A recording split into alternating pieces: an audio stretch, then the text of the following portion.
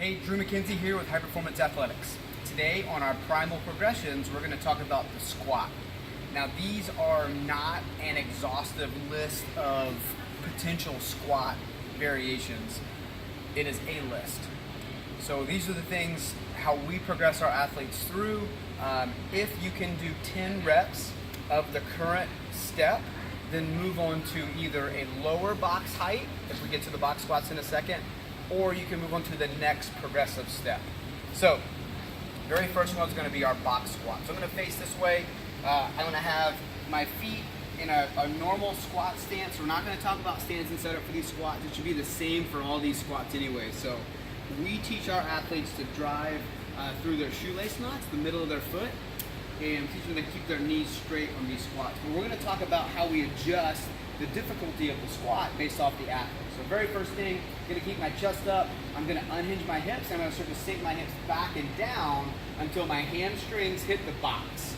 Right? I am not relaxing, kind of pooping dog style on this box at all. I'm staying rigid in my spine. I'm going to stand back up. That's our box squat. We can adjust that box down to a certain level that we don't have boxes low enough from there. To teach a very, very mature depth squat, we've incorporated this adjustable bar technique as well. So I can keep our squat stance the same. And now I'm going to reach my butt back and down. So I can work on getting lower in that squat, and I'm going to use my lats and my arms to press up as I start to stand. Helps me add to that bottom of the squat position there. That teaches me to squat a little bit lower. Kind of putting those two things together now, and I'm going to do a wall facing squat. This teaches me how to keep my chest up as I learn to squat low. So if I can do that squat there, I'm going to scoot a little closer and a little closer, a little closer until I'm almost on the wall, and I've done a fairly successful repetition keeping my chest up. That turns into a very mature air squat, which is something that we all strive for, the ability to keep our chest up and our back super tight as we reach full range of motion with our hips and our knees. Once we do that, we establish that full range of motion mature air squat, we can start to make it a little bit more difficult. Our first variation of difficulty is the goblet squat. So we're going to be here with this kettlebell. I'm going to get it up to the front side right on my chest. I'm going to do a regular squat holding this kettlebell kind of on my chest. There's lots of ways to hold that kettlebell on your chest. I prefer making your hands, turning your hands into a goblet shape to hold that kettlebell just starting out. All right? Our next evolutionary step here is going to be our barbell sequence. So first on the scale of difficulty is going to be the back squat. So I'm going to get set first.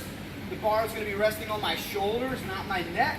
And I'm going to go through my squat, that same squat technique with our the bars on our back. We teach high bar back squat here more so than low bar back squat. I like how it translates from the wall facing squat, that upright torso. It just seems more athletic to our style of movement in here. Next evolutionary step is going to be front squat. Barbell's on that front side now on my shoulders here. The squat stays the exact same. Okay, weight is in the same spot.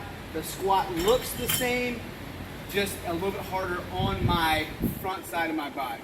The bar wants to pull me forward, so I've got to do a good job of keeping my elbows up and keeping my chest up on that squat.